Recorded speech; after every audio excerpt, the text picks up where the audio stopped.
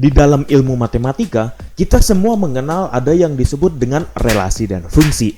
Nah, apa sih yang disebut dengan relasi dan fungsi itu? Di sini saya Muhammad Akbar Permanatmaja bersama rekan-rekan saya ada Agung Fatul, rekan dia dan juga Deyan ingin mempresentasikan kepada kalian apa itu yang disebut dengan relasi dan fungsi. Untuk intermezzonya, yakni relasi adalah suatu hubungan antara himpunan satu dengan himpunan yang lainnya.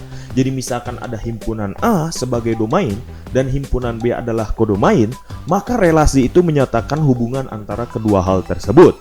Lalu yang disebut dengan fungsi adalah bagian dari relasi. Namun belum tentu semua fungsi disebut dengan relasi, karena fungsi itu menyatakan hubungan antar elemen.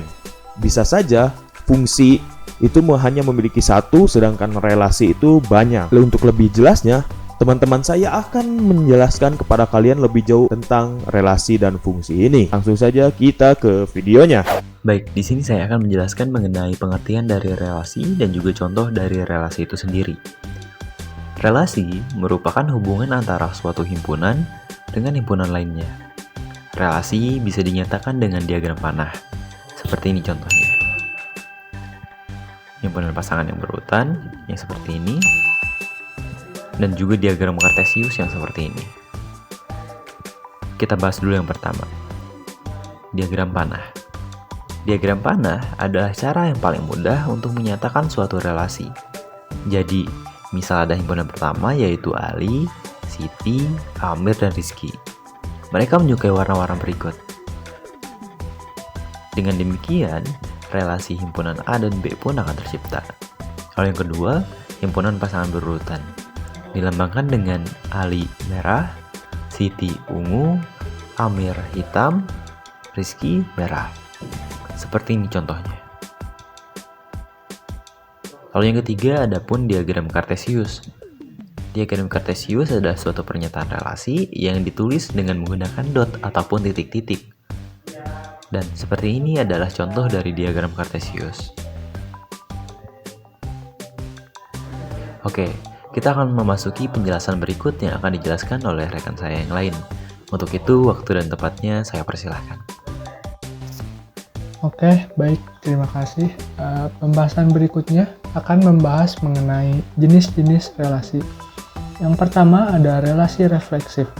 Sebuah relasi R dalam himpunan A disebut memiliki sifat refleksif jika setiap elemen pada himpunan A berhubungan dengan dirinya. Yang kedua yaitu relasi irefleksif. Relasi R dalam himpunan A disebut memiliki sifat irefleksif jika setiap elemen pada himpunan A tidak berhubungan dengan dirinya sendiri. Jadi, ini kebalikannya dari relasi refleksif.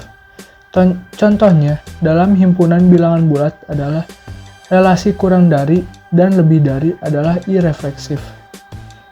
Yang ketiga, relasi simetrik.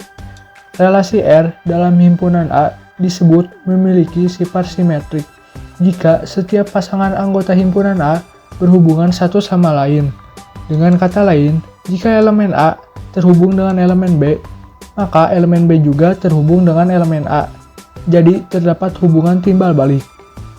Yang keempat, ada relasi antisimetrik. Jika setiap elemen A dan elemen B yang terhubung hanya terhubung salah satunya saja, dengan asumsi elemen A dan elemen B berlainan, maka relasi semacam ini disebut relasi antisimetrik.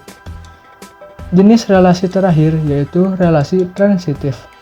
Sebuah relasi disebut transitif jika memiliki sifat, yaitu jika elemen A berhubungan dengan elemen B, dan elemen B berhubungan dengan elemen C, maka elemen A berhubungan dengan elemen C secara langsung.